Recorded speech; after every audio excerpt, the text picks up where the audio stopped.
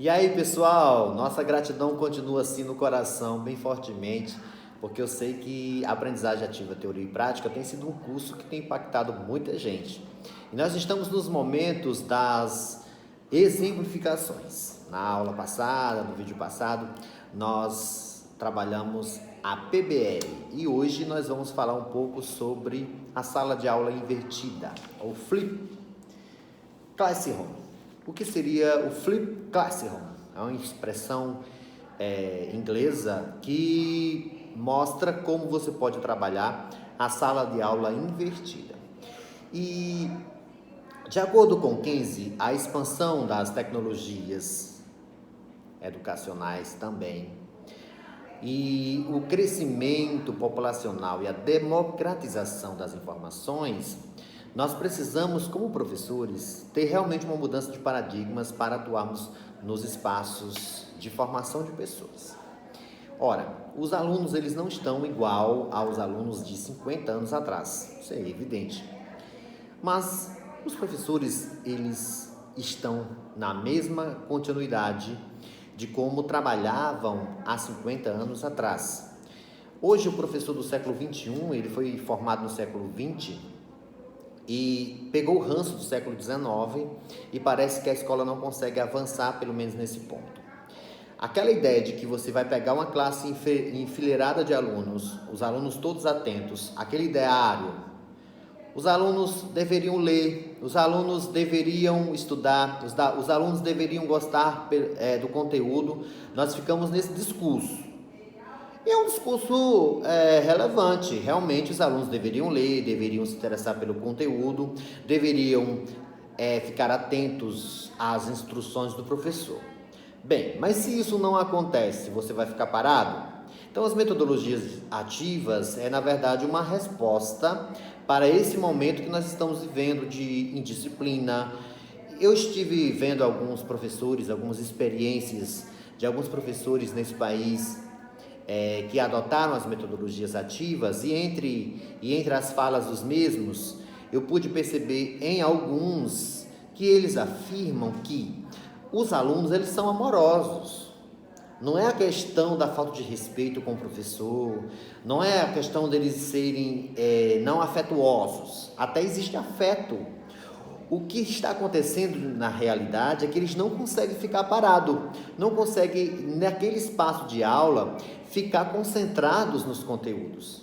Então, não tem outra solução a não ser chamarmos esse público para o protagonismo. Ou a gente faz isso, ou nós não iremos obter sucesso em nossas atuações. Então, a sala de aula invertida é uma forma de você inverter o método tradicional de dar aulas, né? E você impactar, engajar o seu aluno no processo de aprendizagem. Aquele método expositivo, ele não precisa ser substituído totalmente. Olha o que eu estou fazendo aqui, né? Eu já disse isso outra vez, eu estou fazendo uma exposição para vocês. E eu tenho certeza que você está gostando da minha exposição, você está prendendo sua atenção à minha exposição. Então, há momentos que há essa necessidade, não é? Todavia, nós não podemos concentrar todos os nossos esforços apenas nisso.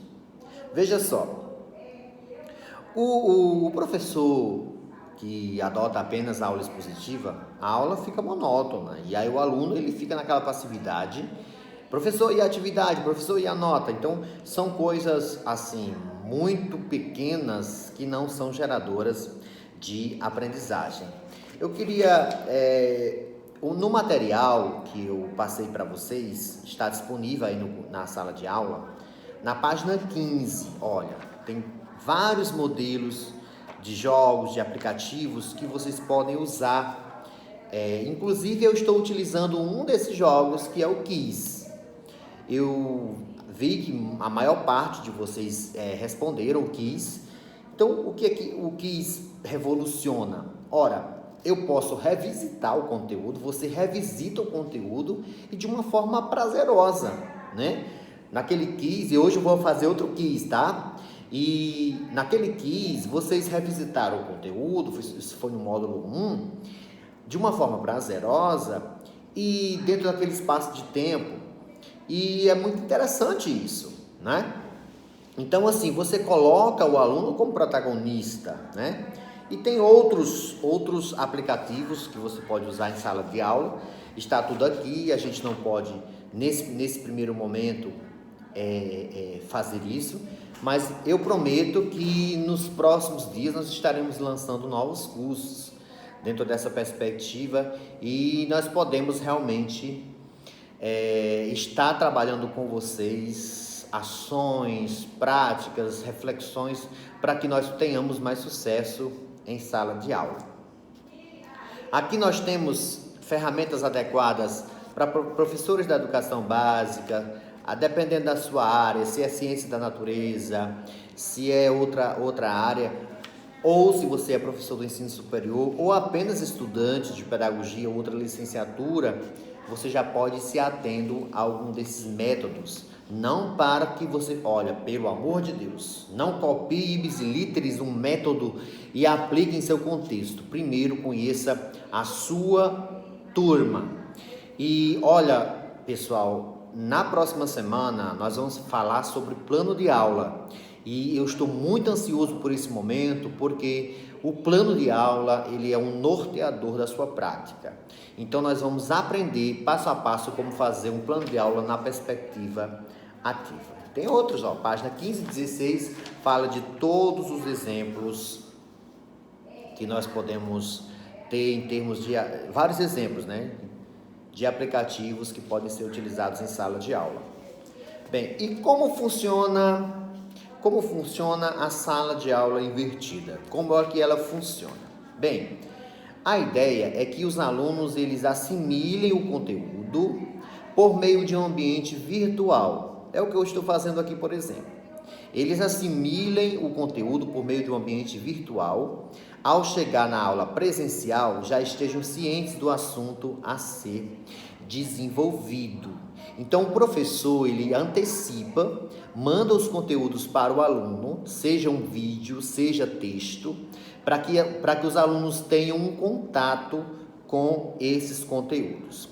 Assim, os encontros, né, quando os encontros ocorrerem, os encontros presenciais, eles se tornam um momento de interação entre os alunos e os professores, visando sanar todas as dúvidas e desenvolver atividades em grupo, por exemplo.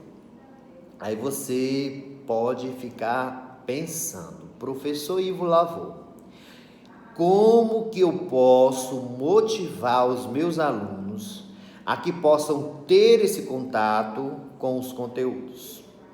Talvez, na primeira vez que você fizer essa sala de aula invertida, o envolvimento, o engajamento seja de 50% ou 60% ou até menos de sua turma. Agora, da segunda vez em diante, isso vai aumentar. Porque você vai estar estabelecendo dentro de sala de aula algumas estratégias para o engajamento do seu aluno. Então você vai realizar ou o Kahoot, né, em sala de aula, um outro quiz ou um outro jogo. Você vai fazer uma atividade em equipes, vai botar eles elaborarem questões em sala de aula para serem respondidas uns pelos outros.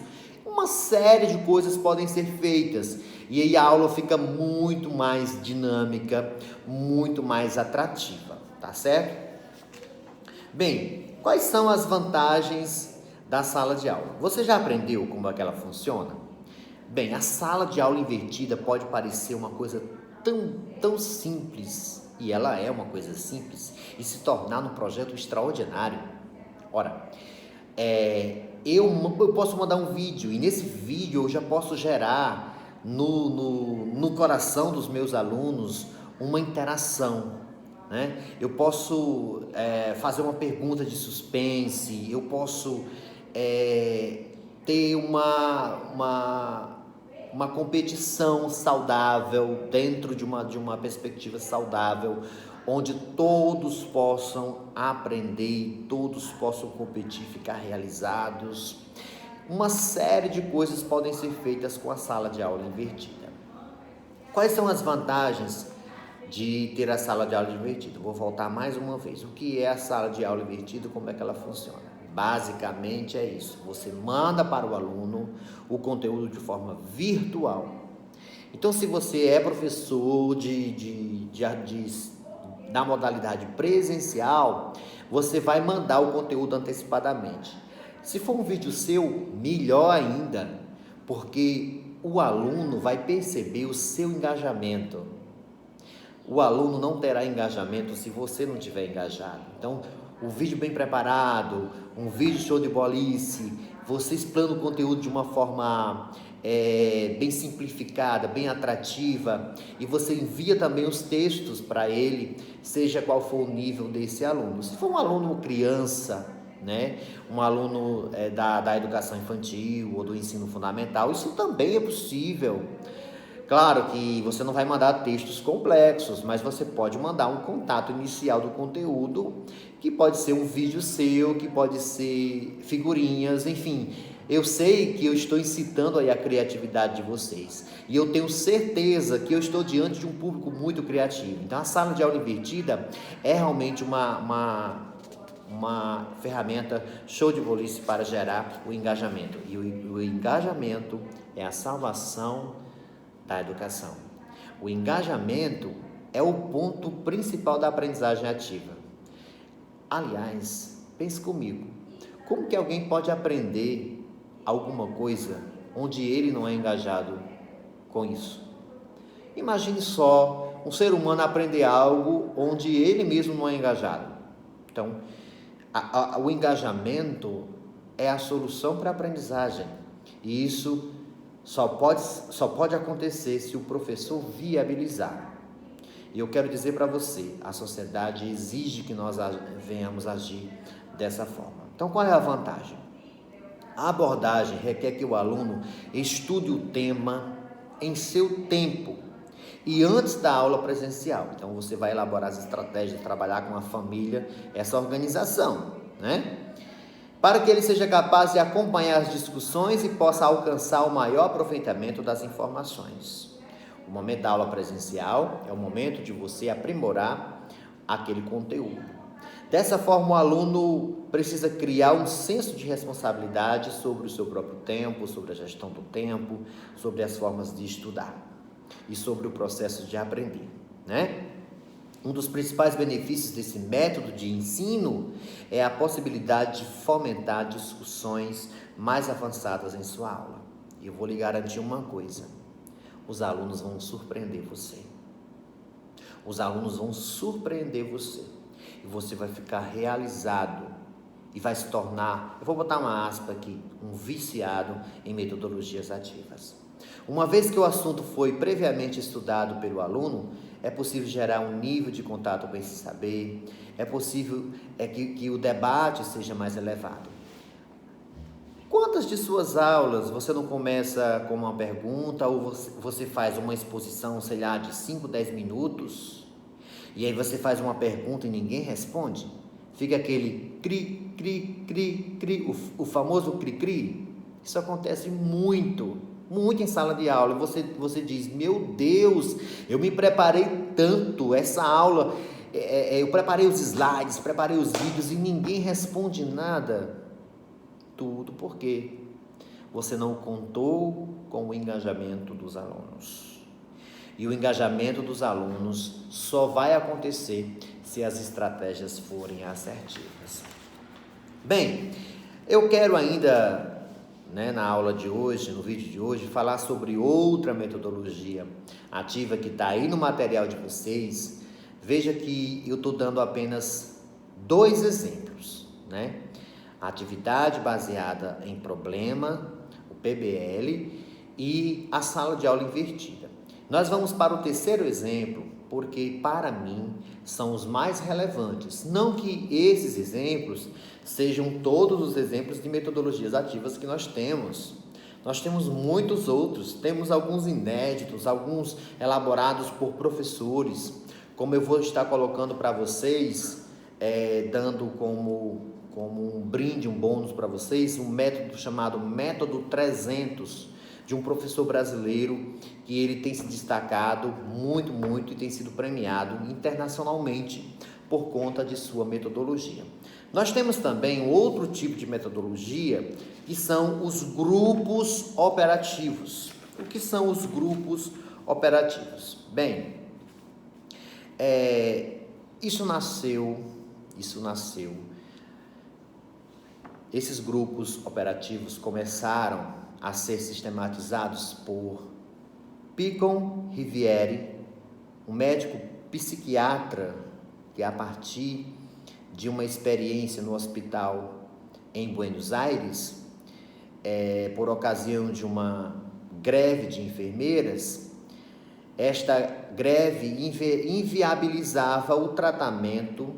Então, ele propõe para os pacientes menos comprometidos uma assistência para com os mais comprometidos. Veja só, então o médico ele pegou pacientes que estavam no estado melhor, né, para que eles pudessem cuidar dos outros pacientes. Claro, sob a sua tutoria, o seu treinamento. A experiência foi muito produtiva para ambos, os pacientes, os cuidadores e os cuidados. Então, essa experiência de Buenos Aires, que foi na área da medicina, inspirou também a educação. Então, a aprendizagem centrada nos grupos, nos processos grupais, coloca em evidência a possibilidade de uma nova elaboração de conhecimento, de integração e de questionamento acerca de si e dos outros. E eu citaria, né, também a monitoria. A monitoria, ela pode ser individual e a monitoria pode ser de grupo. Então, grupos operativos é quando você tem uma metodologia onde um grupo cuida de outro, né? Um grupo de alunos cuida de outros grupos de alunos. Tem um autor chamado Gaiotto que diz assim: a constituição do sujeito é marcada por uma contradição interna. Ele precisa, para satisfazer as suas necessidades, entrar em contato com o outro, vincular-se a ele e interagir com o mundo externo. Então, quando a gente está trabalhando a interatividade, os grupos operativos, nós estamos realizando o ser humano. Olha que interessante. Então, essa metodologia é uma metodologia show de bolice, aplicável Ivo, na educação infantil é possível? Claro que é possível. É possível na educação infantil, é possível no ensino fundamental, é possível no ensino médio e é possível na educação superior. Eu gosto dessa pegada ativa, especialmente desse nosso curso, Aprendizagem Ativa, Teoria e Prática, que nós não direcionamos nem a uma modalidade, né? Isso também pode ser aplicado à distância, e nem a um nível. Este curso é para docente, para professor de carreira, para profissional que está docente e para aluno de licenciatura que deseja atuar. Ah, mas eu sou aluno de licenciatura e eu quero trabalhar na gestão. Sem essa experiência de sala de aula, sem esse conhecimento de como se aprende, você não vai ser um bom gestor. Até para você que não almeja necessariamente estar em sala de aula, é importante aprender sobre aprendizagem ativa, até para ser um gestor mais flexível. Bem, eu queria dizer algumas características para vocês sobre os grupos operativos. Tudo isso está no nosso material para você aprofundar, viu? Os grupos operativos, eles têm 5 elementos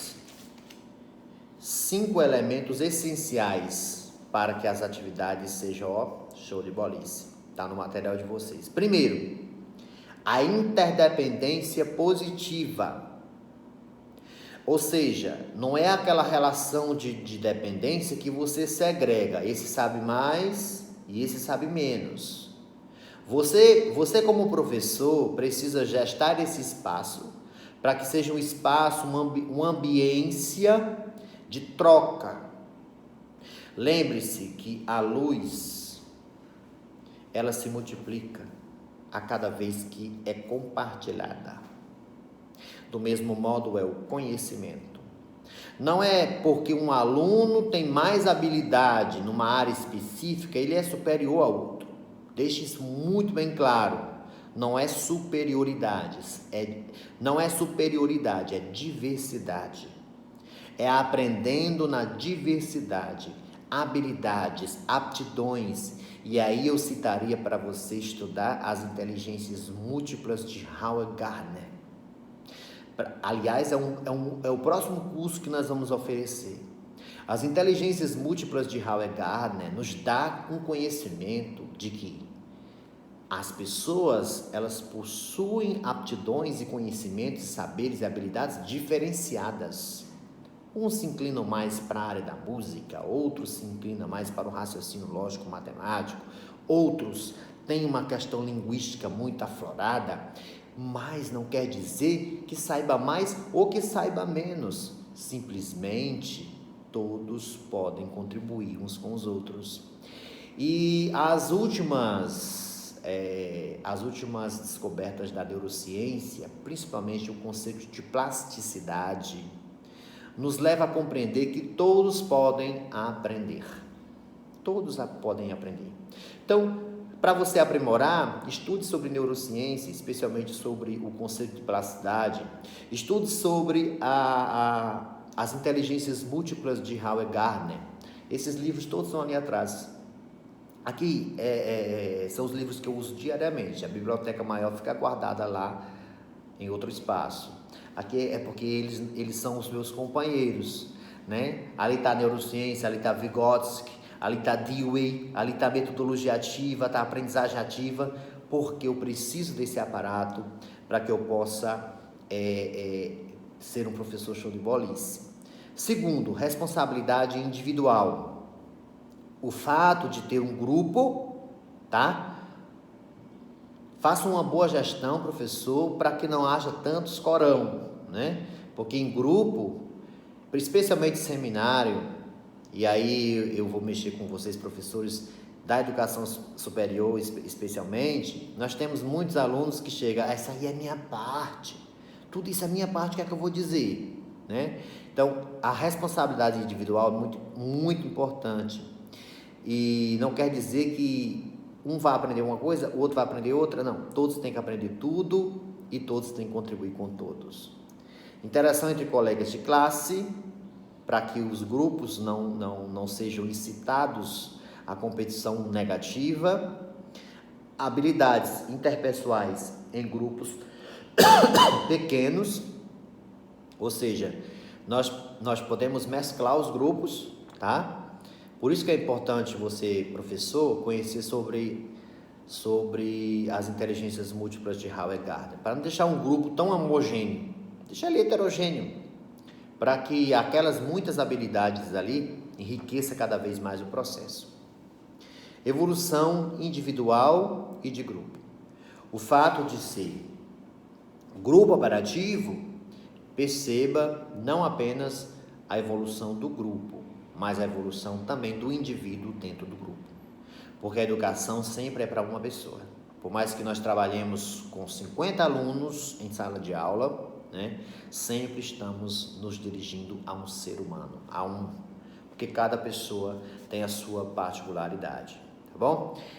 Eu quero indicar para vocês, além do conceito das inteligências múltiplas de Howard Gardner e da neurociência, nos últimos acontecimentos da neurociência, é que você fique também atento que a neurociência tem descoberto, e tem um teórico que não é muito conhecido, ele é o Feuerstein. O Feuerstein, ele é contemporâneo de Piaget, mas ele não é muito estudado, pelo menos eu não conheço muita gente debruçada sobre o Feuerstein, mas ele tem também muitas contribuições, inclusive para as metodologias ativas. Seu método, ele tem trazido resultados muito interessantes, porque na época em que ele atuou, né, dentro da perspectiva, ele dialoga muito com o conceito de plasticidade. Ele demonstrou que pessoas com deficiências pode aprender, pessoas com lesões cerebrais podem aprender, pessoas de mais idade podem aprender, desde que estejam dentro de um contexto de métodos assertivos. Ok, minha gratidão, tá bom? Eu vou passar o quiz para vocês. Nós encerramos o nosso módulo.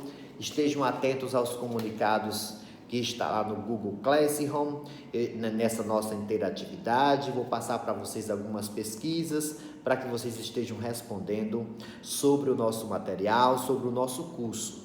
Bem, nós aqui aprendemos, ou pelo menos exemplificamos, 3 metodologias ativas, que são as experiências mais exitosas que a gente tem em todo o mundo. E essas metodologias, elas não são engessadas, por elas serem apenas um conceito, né? A PBL, aprendizagem baseada em problema. Quantos problemas nós não podemos resolver? E quantas formas nós não podemos trazer para dentro do contexto da PBL? Do mesmo modo, a sala de aula invertida, né? Quantas e quantas possibilidades de enviar um conteúdo para o aluno eu não tenho? Quantas e quantas? Eu citei aqui vídeo, eu citei textos em PDF, mas você pode fazer o que você quiser. Mandar um jogo, mandar qualquer tipo de interação, contanto que o aluno tenha o contato com o conteúdo e ao retornar para a sala de aula, ele possa ter o enriquecimento do mesmo. Do mesmo modo, são os grupos interativos, né? Que aí eu posso trabalhar seminário, eu posso trabalhar qualquer outro tipo de ferramenta que já existe, mas eu tenho que estar atento a esses princípios que eu coloquei para vocês a respeito dos grupos interativos, que eu até gostaria de repetir. Interdependência positiva, responsabilidade individual, interação entre os colegas de classe, habilidade interpessoais em grupos pequenos, evolução individual e de grupo. Se você ainda não é assinante do meu canal, assina lá o meu canal, tá bom? E seja também um seguidor no meu YouTube, tá bom? E seja também, melhor dizendo, um seguidor no Instagram, Instituto_Ivo Lavo. Lembre-se, e a luz se multiplica a cada vez que é compartilhada. Show!